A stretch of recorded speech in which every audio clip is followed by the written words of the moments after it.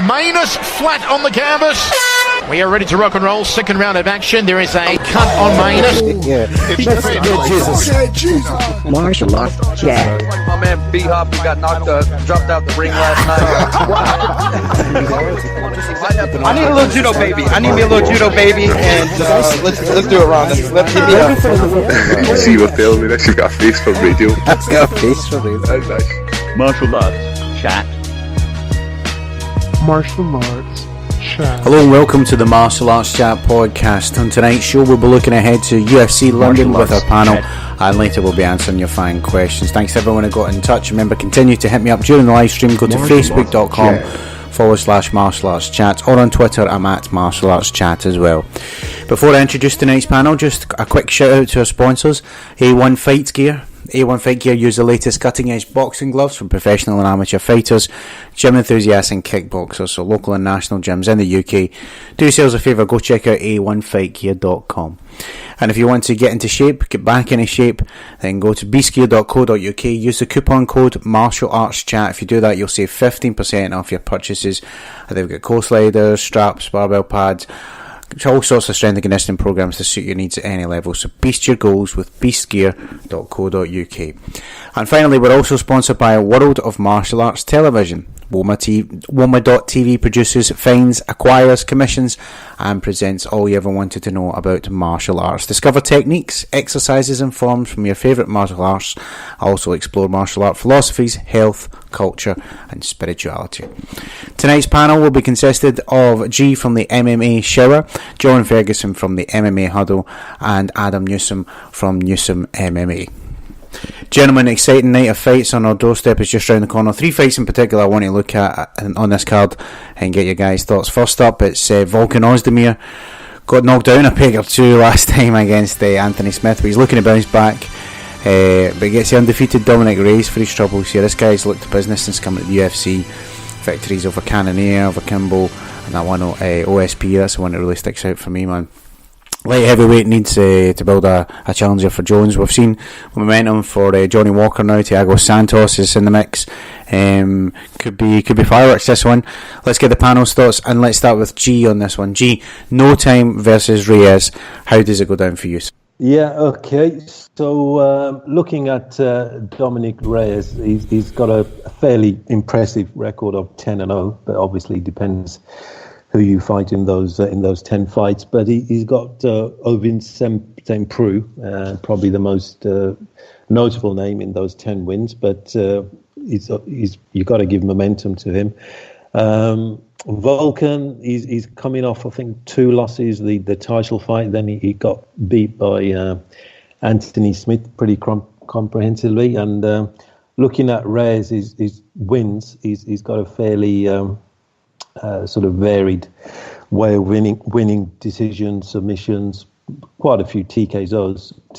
So he's got a fairly good finishing rate as well. So I'm gonna go with the momentum, and I'm gonna go with Reyes, probably TKO in the second round. Yeah, I'm a sucker for momentum as well, man. And you've got my vote. That's definitely the way if I was going to put money on it, that's who I'm swinging towards for sure, man. Adam, give me your thoughts on this light heavyweight contest, sir. Yeah, Volkan Ozdemir, he's a bit of a mystery man, and well, he was a bit of a mystery in his previous fights. You know, the knockout of Misha Serkinov was a bit strange, left people a bit confused of how Misha went down that easily and, you know, that hard. And then Jimmy Manuwa after that. Again, that was a little bit strange. I think Manuwa did more damage actually hitting his own head off the canvas once he'd gone down. That's true. So, yeah, that was a bit strange as well. But I feel in his last fight against Anthony Smith was the fight where we really saw exactly what Ozdemir is about. And the guy's aggressive, and he comes forward hard for about, you know, a few minutes or a round, and, you know, tries to get that knockout. But I feel that after that sort of 1 round or 7.5 minutes, he does tend to fade quite a lot. His cardio doesn't seem to be there. He gassed out badly against OSP in his debut as well. OSP. So I just feel like with Volkan Ozdemir and Dominic Reyes, this is a southpaw versus orthodox scenario. I'd be massively high on Reyes for quite a while. I've been saying it's going to be Reyes and Rakic that are running the division, further down the line with years to come in the light heavyweight division.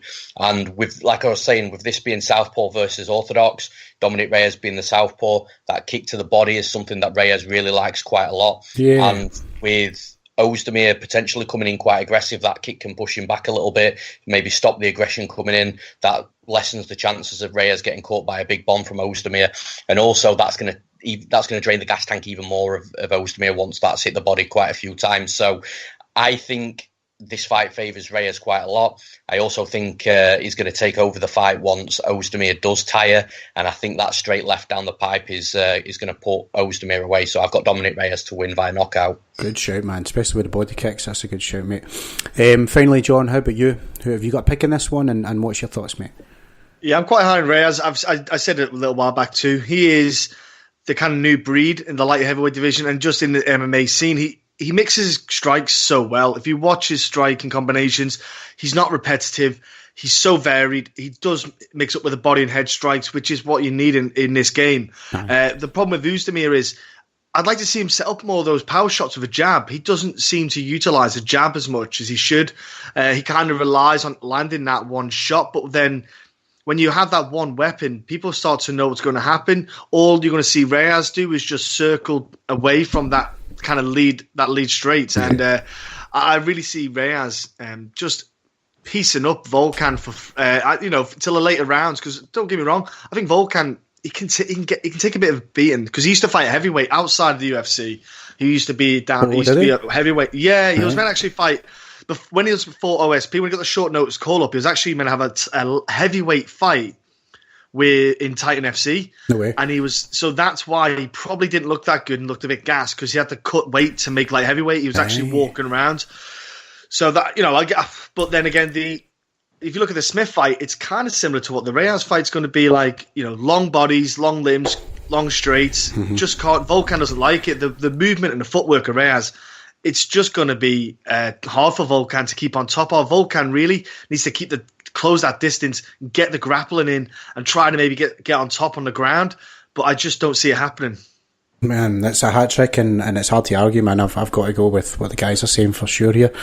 I didn't know that, but it was heavyweight, man. That's interesting. I wonder if maybe a return to heavyweight might be something down the line if it's an L instead of a W for old no time here. But let's go talk co-main event because we've got some scrap here with Leon Edwards. I mean, talk about momentum. I think it's like 5-6 fights now.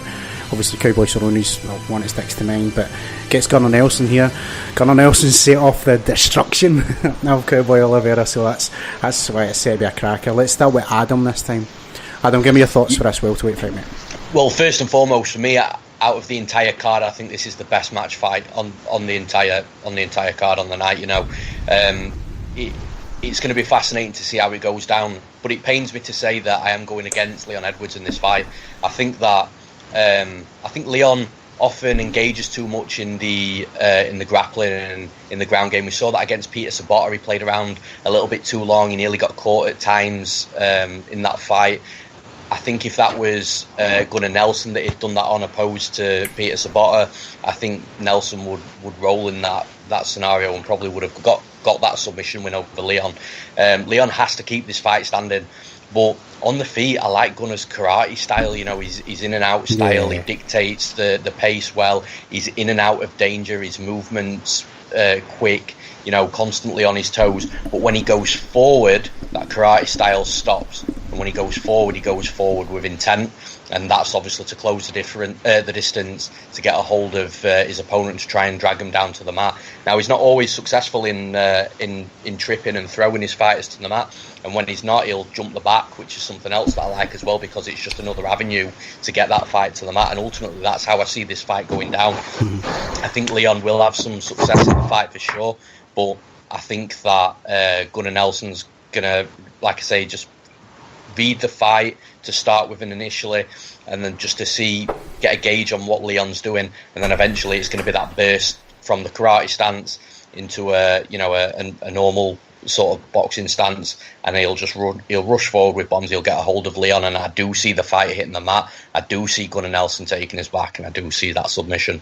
Yeah, I mean his grappling is just phenomenal. I mean he got schooled by Damian Maia, but who hasn't been schooled by Damian Maia in the grappling department? But yeah, you're right, man. If it goes to the ground, it's almost like it's Gunner's World, isn't it? It's absolutely, man. It's a different fight altogether. Hey, John, how about you? Who have you got in the co-main event, sir? Yeah, I've got to go Gunnar Nelson as well in this fight. It's pretty clear cut, and what I mean by that is, like you said, Damian Maia did beat Gunnar Nelson, but the only reason he won that is because Damian Maia is a different level of black belt. Yeah. Just because you have a black belt does not mean you're all the same. There are levels to jiu-jitsu, and that was the number one example. But Gunnar Nelson, on top of anyone else, he is a nightmare. And if you watch his social media past year or so, even just before the Ponzi fight, he's done a lot of strength and conditioning, and he's looking in far better shape for welterweight. If you remember a couple of years back when you watched Gunnar, he probably looked like it was a bit loose. He could have probably cut down to 155. Yeah. He looks thick set. He looks like he's fit into that weight class now, that strength that he's got on him. And he just, when he gets hold of people, it's not a good night for anyone. And I definitely feel like Gunnar's going to have an opportunity to get it to the ground. And when it gets there, Leon is going to have to be very careful. But I just can't see how Leon is going to keep Gunnar away. Because Gunnar brings you involved into the grappling exchange. He doesn't often engage in it because he knows that's what's going to happen. We see Gunnar with his wide stance. We know what's going to happen. So, Leon's got to close that gap down himself. So it's hard. He might take some props from the Ponzi fight. I know there's the eye pokes, but even still, I think Gunnar Nelson, he's learned from that too. And I think that I think Gunnar can get this to the ground, and he can get a submission. He's just a ridiculously good grappler on the ground. Yeah, man, he's immense for sure. G, finally for yourself, give me your thoughts on this co-main event, sir. Yeah, it's quite an interesting and intriguing co-main event. I agree with the guys that on the ground, 99 times out of 100, Gunnar's going to submit Leon. But I think the karate stance of Gunnar is very similar to like a Shatakan karate, very wide. I think they call it the Iron Horse or whatever. And if I was in Leon Edwards' camp, I would be looking to kick that front leg as many times as possible to weaken that base. I don't think Gunnar's got the best wrestling ability, so Leon should be working on his defense of getting taken down and just keep as much distance as possible using the kick rather than a jab, and then follow up from kick to sort of low kick to high kick and possibly some punches. But he's got to keep it, at least for the first two rounds, standing up. Because I do agree with one of the guests that when Gunnar Nelson has seemed a bit soft when he's come in previous fights, a bit of overhanging fat around the midsection. But he looks like he's sorted that out. So in terms of prediction, I'll probably go with Leon, mainly because of momentum. I think the last 6 fights he's won. He's got a decision loss to the current welterweight champion, Kamaru Usman.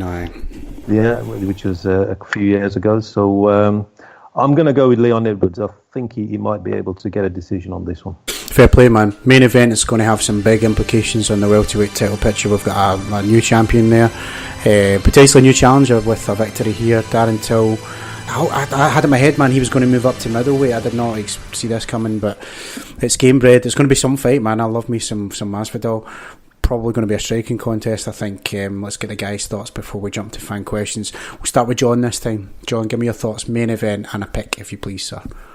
I don't know how Darren is still wanting to do welterweight. I've grappled with Darren. I've done a bit of training with Darren, and he is massive, absolutely huge. That dude is. I can't believe he makes 170. I tried to make 170. I did it twice in my career, and it was. I felt like death. So I think he must have got some nutritionists in to maybe help him out. He was at the UFC PI. Maybe that did some stuff with him. But I don't know how much of a benefit it is. But he's going against Hove, which on paper I was super excited about it. Really excited about this matchup because Hove is game. We know what he's going to do. He just wants to stand there and box. But my only worry with Jorge is, and if you look at his fights, like he had a better output in a couple of fights, but his output is not high enough. He's almost like Jorge's waiting for that perfect shot to land a few times, and I just worry that the problem. That Jorge wants to be the aggressor, but Darren Till's certainly going to be the aggressor in this one. With that kind of, I don't want to say Stephen Thompson style stance, but he's going to have a similar kind of wide stance, long stance. And Jorge had a really tough time trying to figure that one out. I think Darren definitely is going to hit harder, kick harder than Stephen Thompson is. I do think that it's going to be a slight problem for him. And if you watch the matchup with Stephen Thompson, it's going to be similar to that. 5 rounds. I just find it hard. I don't think Jorge's going to get... He's got good grappling, don't get me wrong. I'd be surprised if he gets Darren down, because Darren does a lot of work with Mike Grundy, who's also on the card, and he has got legit... oh my gosh, his sprawl is horrible. Like, I think my face embedded into the ground when he got me on one of the sprawls. But I find it hard to see where Jorge is going to outstrike him, because he doesn't put the numbers out there enough. And I think Darren's going to have just this kind of rise from the phoenix. After that Woodley loss, he is not going to be a happy bunny. And I just think this is not the ideal matchup for Jorge, to be honest with you. It's a great matchup, but I can see Darren landing the better, more powerful shots, and certainly getting that. He has got a chin, but he's been knocked down a few times in recently. He's never been stopped in the UFC. So far, there's a chance it could happen here because Darren cracks. I'm going to go Till. I want to say decision because Jorge's really tough, but I would not be shocked with a late stoppage maybe. But I'm going to go with Darren Till certainly. That's a great point about the Wonderboy fight. I never even took that into consideration now, because there is a similarity there in stance and in style. So, and he just looks. Yeah, you're right, man. He didn't have any answers. He was like the rhythm, everything was just upsetting in Masvidal's game. So, yeah, that's a question that's going to be answered come fight night. It's going to be interesting for sure. Adam, how about you, mate? How do you see the main event going down? Yeah, I think Darren Till's going to win as well, just straight off the bat. I think it's going to be a good fight, and I think there's a lot of narratives going around that, how Darren Till's actually so much bigger than Jorge. But when you actually look at the size difference between them in regards to, checking out the fight metrics and stuff like that, there doesn't seem to be a great deal between it at all. Now, the biggest thing is obviously, like it's already been mentioned, Darren Till cuts a lot of weight, so he may be sort of the thicker guy on fight night inside the cage, which could play a part. I do find it hard to see Masvidal taking him down, but I do think Masvidal will try over the course of the 5 rounds. I just think it's going to be a predominantly a striking battle. Till's very patient. He's got that nice Muay Thai. He reads and he sees things really well. And in a fight that's not against Tyron Woodley, where he's having to concentrate on other factors, sort of the one bomb and the wrestling and the takedowns and the grappling and that sort of thing, I think this is going to be a fight that really favours Till. He is going to be able to make those reads, especially early on. He is going to be able to make in-cage adjustments should he face some adversity inside the cage. Obviously, Jorge Masvidal's coming off back-to-back losses against Damian Maia and Wonderboy Thompson. We haven't seen him in the cage since November 2017, so that's a bit of a layoff as well now. Yeah. Layoffs tend not to be so prominent when you've got fighters at this sort of level, but I do feel that for at least around Masvidal will probably try and feel his way into the fight. I just see Till landing the better shots, the better strikes. I think when Masvidal comes in, especially sort of midway through the fight, I think he'll be getting hit with some hard shots that could also potentially make him hesitant to come forward and really start engaging a little bit more as well. I don't see Darren Till knocking him out. It's a possibility.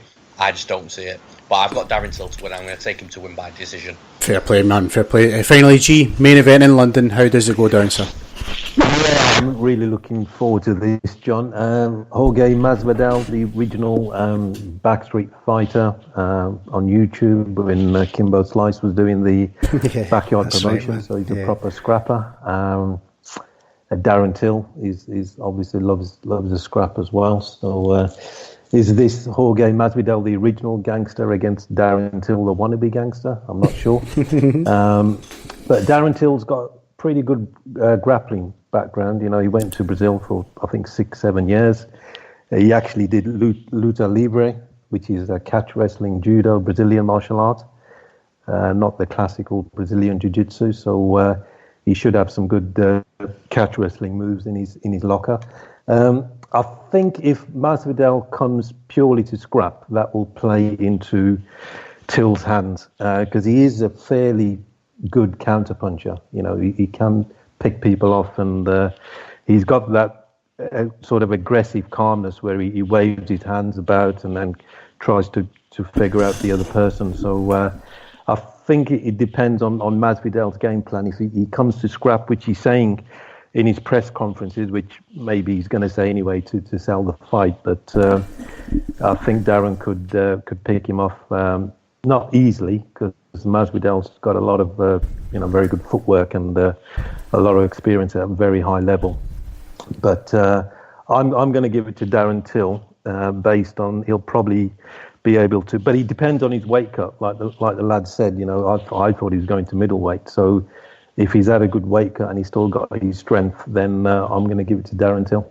Fair play, man. Fair play. Okay, guys, time for the final part of the show, and it's my favourite, answering fan questions. I'll just remind the panel of the one rule we have in the podcast, and it's simply this: don't wait your turn, guys.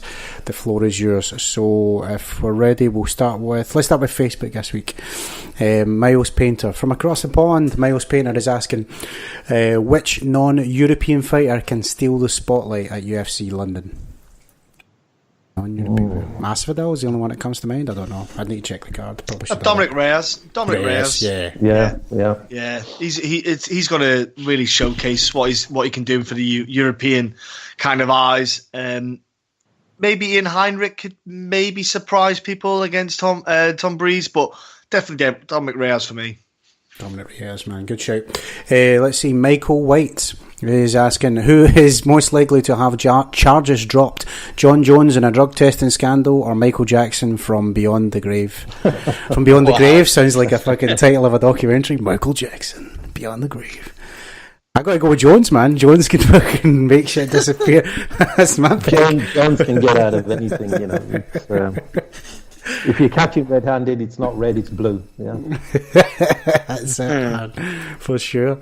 It's Jones all day long for that. Let's see. I've got one more for Facebook, but I can't remember, see where it's went. I'll jump to Twitter and come back. Twitter questions at MMA and me. Will Leon Edwards start getting the credit he deserves if he wins? Beating loads of beasts and nobody mentions his name until he started calling out Till. I think for me, finishes. If he finishes Gunnar Nelson impressively, he might get Till the next fight, but he has to finish Gunnar Nelson. I think the exact same as well. If he beats Gunnar Nelson, that it's going to be impressive for sure, because that means he'll have stopped takedowns. He'll have nullified, a really dangerous guy. So yeah, if he takes Nelson out, absolutely. The issue for Leon is it's his personality. That's where people have not really recognised him. A lot of the stars in the UFC is because of what they say, and the UFC market them. Leon Edwards. Yeah, that's a good point. He's not great on the mic, is he? Personality-wise, I've met him in person. I can see why the UFC almost pushed him. Too normal. In his responses, he should be talking more like a bit more of an athlete, a bit more of a slight entertainer. I know you can't change your personality because you'll get found out, but you got to add. I saw the press conference, 4 weeks ago, 6 weeks ago, whatever. And I'm from Birmingham as well, but his answers were very Birmingham-like, if you know what I mean, mate. Yeah. Yeah. But I agree with John. He hasn't got any charisma at the moment. Let's see, we've got at John Sloan MMA, shout out to my man John. He's asking, if Till is victorious, would people rather see Rocky versus Till or the Till versus Askren fight the UFC seem to be pushing for? I really want to see Till move up to middleweight, because eventually it's going to get to a point where he is just going to be really struggling for welterweight, and it's going to affect performances. Now, out of out of the two that you've just mentioned there, Till and Askren obviously would just be unbelievable. The build-up itself would sell pay-per-view. Yeah, the trash talk. Yeah, absolutely. I think Askren's pushing for that fight, isn't he? Askren's pushing for that fight. He said he's coming to London this week. He is coming as a guest fighter. Yeah. So they may do Q&A with him as well. That should be entertaining. But Askren's like a natural trash talker. McGregor's, he's quite staged. Sonnen was quite staged. But Askren's just, American college kid, and he just says what's on his mind, and he says it with a bit of funniness, a bit of funkiness, and I think he's great from a talking perspective. Oh, I love it, man. I think it's hilarious. When he sticks it to Dana as well, man. Oh, I laugh up. I think he's still sticking it. I must repulse him. Well, I don't know what it is. yeah, that's right, man. I saw that one. That's superb. Let's see more from Twitter at Eric Anders. Well, here we go. What's the latest with the Matt Hughes situation? I think I'm an innocent party in this, because apart from the last 3 weeks when he came out on the press that his wife's taken a restraining order, and his brother, I believe, which is a weird combination. Is that right? Wow. I don't know what's going on there, but I'm not going to spread any rumours. But I never heard all of this stuff that's coming out, so I always thought he was a decent bloke. But I suppose it's hard to know, because we're on side. He got hit by a train, so I'm pretty sure, last time I checked, it's not going to be good for Ukrainian getting hit by a train. Yeah, man. So there could be onset kind of effects, mental kind of post-traumatic stress disorder, all that kind of stuff that obviously we're not around. And imagine being a guy that is capable of doing anything, and all of a sudden you need help to pull up your trousers. We don't know. Obviously, it's not the way he's went about it isn't right, but there obviously could be mental health issues that have affected him after that accident. So it's hard to really even go into it in that sense. It's not even such a pick a side. It's more a case of, I think they definitely need to do some like MRI scans and CAT scans on his brain and see what the crack is. Yeah, man. It's I don't know what the latest is. The guy saying that question on Eric, but I know it's not good. Let's just say that it's. Yeah, I'm going to move on. And Else for Health is asking, Conor versus Cowboy, will it actually happen? Oh, come on, man, I want to see it. I think the UFC would want to make it, and the reason why is it's a suitable fight for Conor. Is the best way. Conor, Cowboy's not good against southpaws. Cowboy's never done great against southpaws, and it's ideal for Conor. Cowboy's what it used to be. Cerrone could get... stopped in the fight. It looks good for Conor, keeps the brand of Conor, because the UFC, got to remember, UFC don't care about, making the right matchups. They care about making the right product and selling the brand. So Conor is a brand, and, that for me is a fight for them to make money. They know the fight will sell. It'll make a huge number of the pay-per-views because of the smack talk, but they've got a higher probability of Conor winning that. The last thing you want to do is give Conor a guy like Al Quinta or Kevin Lee. You want to give it, Ferguson. You do not want to give a guy like that to Conor, because there's the probability of the grappling aspect, which Conor, we all know, doesn't like, and Conor quits in the later rounds. Mm-hmm. So with this Cerrone fight, you've got a high probability of him getting a finish, and it just looks good for the Conor brand. So it keeps Conor wanting to keep fighting, potentially more money for the UFC, and that keep that cash cow going. The problem is, and the stumbling block that I think that the UFC are going to come across with this is, if you make Conor and Cowboy, obviously there's not going to be no title on the line, and it's definitely going to need to be on a pay-per-view.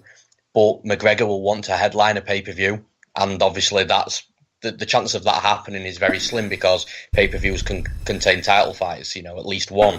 So I think that's the stumbling block that they're going to come across. Conor doesn't strike me as the type of fighter that's going to be happy sitting co-main or even just on the main card. So yeah, for me, I think it could be made. If there's going to be a stumbling block, that's going to be it, though. Yeah, I know. I agree with you saying, like, that this new era of the UFC, they're obsessed with the pay-per-view's got to slap a title on it. But I mean, look at Diaz McGregor 1. Like, that was the main event. and I think the title fight was underneath, wasn't it? It was a woman's Holly Holm and Miesha Tate.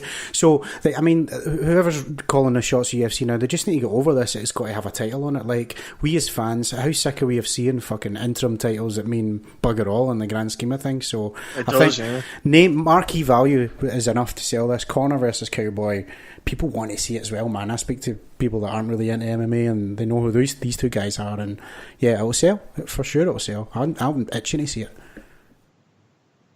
Let's see, we've got at Wellington, I think, at Wellington. How do you think Bigfoot's daughter will do in her debut? I didn't know this. Bigfoot's daughter's fighting, is she? I just read that this afternoon. Yeah, she's got an amateur fight in Florida, I believe. Is she giant or what? No, looks normal. She looks normal. She's only 6'3". Yeah. I don't know much about her. She'll probably win, but yeah, she's apparently got her first amateur fight. Yeah, they'll set up so it's a more suitable fight for her to win, because obviously 100%, she'll have the connections, and that's a lot of MMA, isn't it? I'm sure she'll have legit grappling because she'll be training at like all the top gyms. Yes, exactly. Yeah. Man, I wonder if she'll be on TRT. Anyway, let's move on. At Carol Ignew, Gustafsson versus Smith in Stockholm. Is it happening? I don't know. Is this I believe it is, yeah. It's confirmed, surprised. Is it? Pretty much. Event. Yeah, surprised at that, but because obviously he literally had the day before. Was it Corey Anderson saying let's do it in Stockholm, right. And then all of a sudden that one comes along and you think, what's going on here? Where is Stockholm? I think the UFC. Yes, they tried to make Jan Blachowicz and Gustafsson for that same event, but Jan was still he couldn't get the doctors. He's still injured, isn't he, or recovering? Yeah, I think this is a bit of payback from UFC because Smith didn't take the easy route out with a DQ when John Jones kicked him and kneed him in the face, which he easily could have done. This is, give him a main event in Stockholm, and I think this is a bit of thanks from the UFC. Are you suggesting, G, that John Jones just gets away with anything because he's John Jones? Because I would definitely. And kick someone in one round and you're not DQ'd.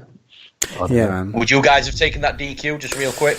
Well, I look at it like what Kev said last week on the show. Here's the thing: are you more of a man because that's meant to be the idea? Oh, he's doing himself proud because he's not called it. But then what if you call the DQ and there has to be a rematch? You're going to get your ass kicked for another 25 minutes. So like, you're going to make a load more money as well. That's the motivating factor in it. It's the cash for sure, man. Yeah. For sure. Well, that'd be interesting. When is Stockholm, Sweden? Is that in the summer? June, mate. That's pretty quick for someone that got smacked about for 25 minutes and kneed in the head as well, like you said, G. I thought he would have been on a medical suspension for quite a while after that. I'm surprised. That's quite a quick turnaround for Anthony Smith. It could be a 60-day because it wasn't a stoppage, so maybe 30, 60-day turnaround, so that's fine. I suppose. I also think this sets up John Jones and Maheta Santos as well with how this has come about, because they wanted Jan to take Gus. Gus was the second to last title challenger. Jan couldn't, so now they've given the last title challenger against the second to last title challenger, and then that lead with Maheta just knocking out Jan. I think that sets. It's pretty much in my mind. It's probably but pretty just much on the suspensions. Isn't that based on the Athletic Commission in the States, and you can't fight in that state again in 6 months? Oh, is that right? Is that how it works? I thought it was just on your record. Right? I'm not sure. Yeah, usually the commission in the US, what the other commissions say, because obviously they don't want to have any accidents to happen. Obviously, they don't want someone to go in and get injured, and then. Liability.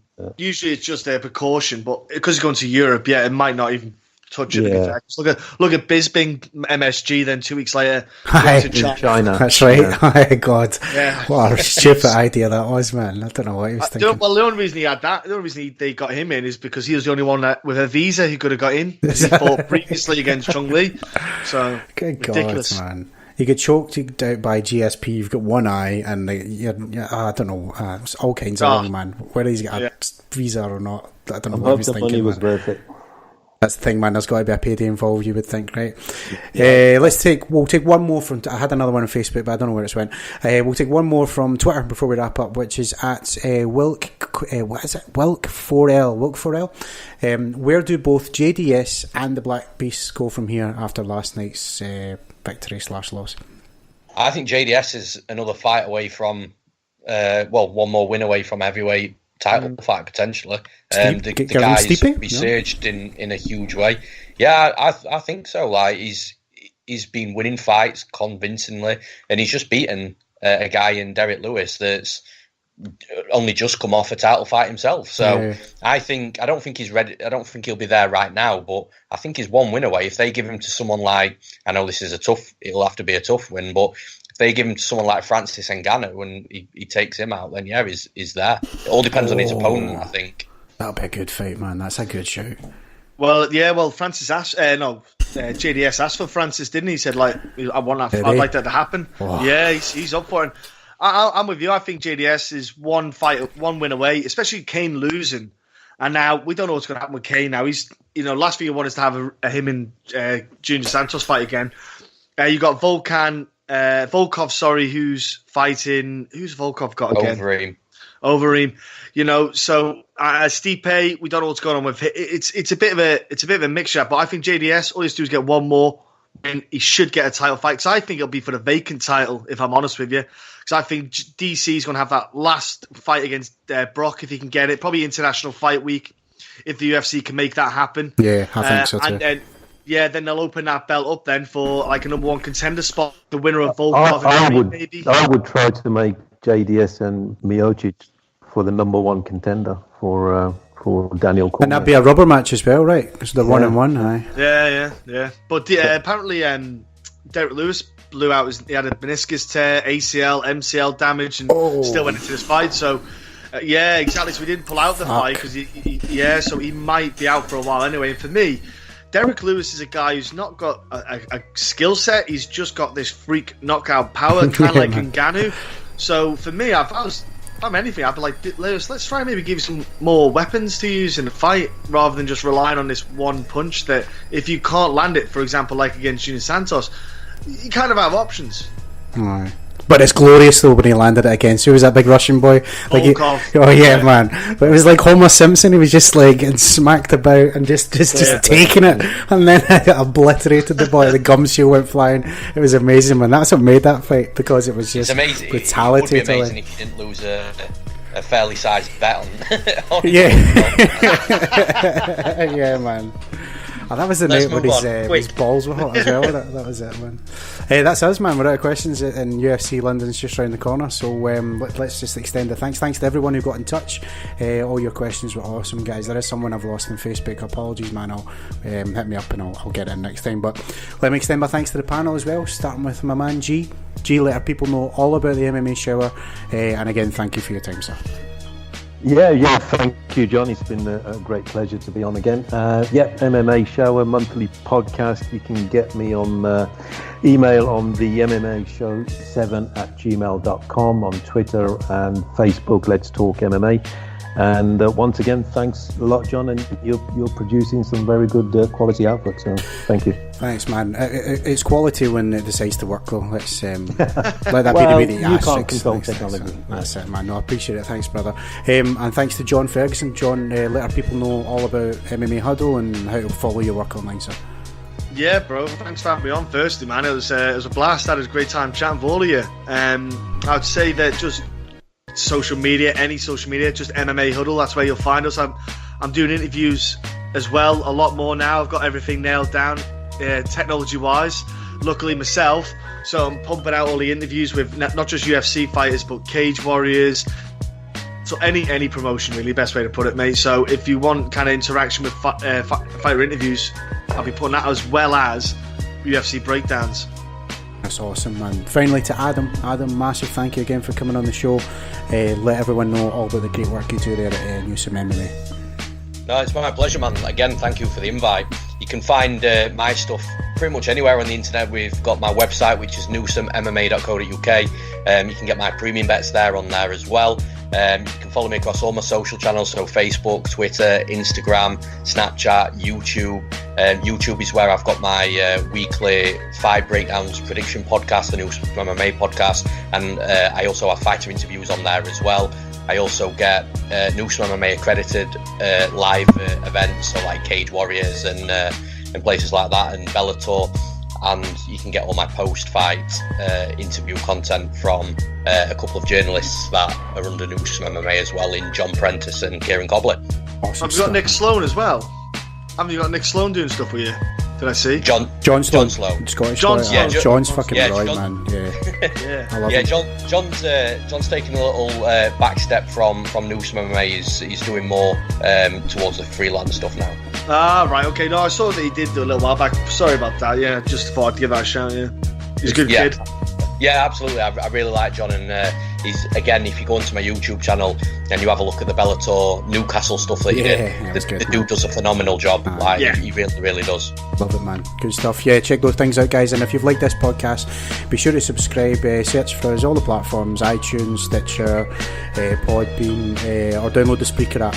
We're live every Sunday 8:30ish when things decide to work, talking MMA, and we've got our fighter interviews coming up as well. Of course, we've got Mike Tully coming up next week from World of Martial Arts. It's going to be interesting talking all things martial arts with him. But in the meantime, go to facebook.com/martial arts chat, give us a like there, or follow us on Twitter @martial arts chat. I'm John Boy McElroy, and I'll catch you next time on the Roundtable.